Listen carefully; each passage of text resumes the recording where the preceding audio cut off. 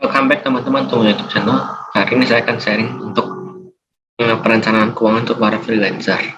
Jadi seperti yang teman-teman ketahui, freelancer itu kan tidak memiliki penghasilan yang tetap karena sifatnya freelance, di mana penghasilannya tergantung pada berapa banyak pekerjaan yang dilakukan setiap bulannya. Contoh freelancer itu seperti fotografer, dokter, pengacara, dan lain sebagainya. Jadi semakin banyak job yang mereka terima, maka semakin besar pendapatan mereka. Tapi jika mereka tidak mengerjakan pekerjaan apapun dalam sebulan, maka pendapatan mereka nol. Jadi di sini saya akan bagikan tips bagaimana merencanakan keuangan untuk para freelancer. Yang pertama adalah pisahkan antara akun tabungan personal dan akun bisnis. Jadi kita sebagai freelancer, kita harus pisahkan antara akun tabungan kita personal sehari-hari, kebutuhan sehari-hari dengan akun kebutuhan bisnis kita. Kebutuhan bisnis kita, misalnya kita fotografer, kita pasti punya akun untuk menerima pembayaran dari klien-kliennya kita. Nah, ini kita harus pisahkan. Yang kedua, kita disiplin untuk menyisihkan uang pendapatan kita untuk dana darurat setiap bulannya.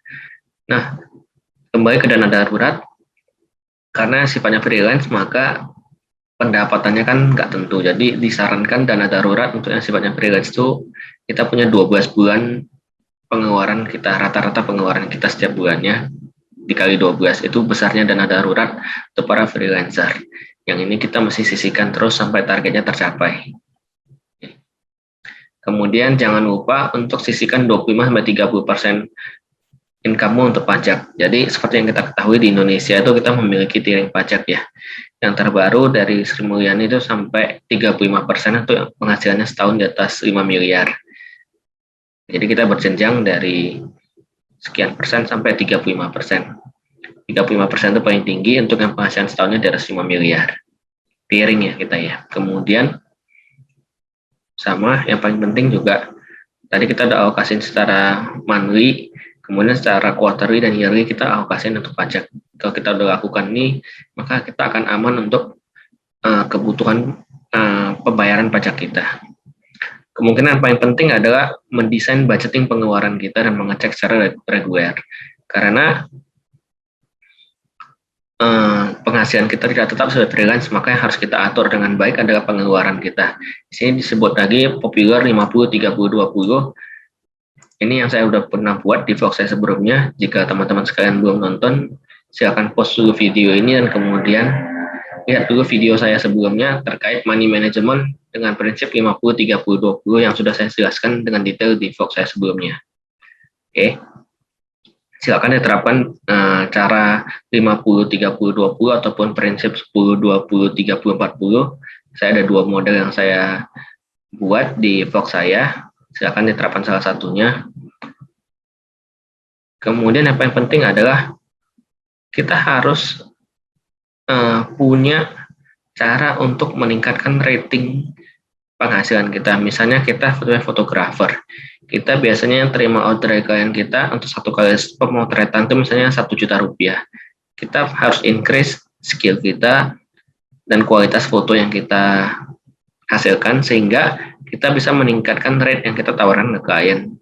Jadi semakin bagus hasil jepretan kita, maka rate-nya kita yang kita tawarkan bisa semakin bagus. Misalnya sekarang kita rate kita sekali 1 juta, pemotretan kita bisa tawarkan nanti ke depannya 1,5 juta, 2 juta, seiring dengan bertambahnya kualitas skillnya kita dan kualitas foto yang kita hasilkan juga bertambahnya dikenalnya kita di kalangan para klien kita sebagai fotografer yang punya kemampuan yang baik.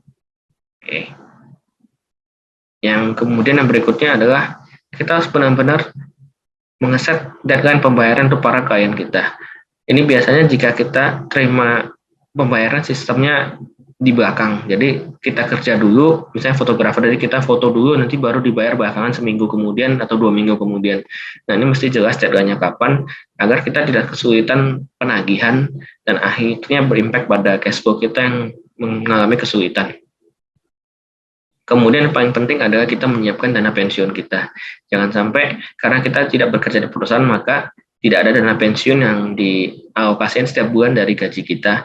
Jadi kita secara mandiri harus menyisihkan uang penghasilan kita untuk dana pensiun kita.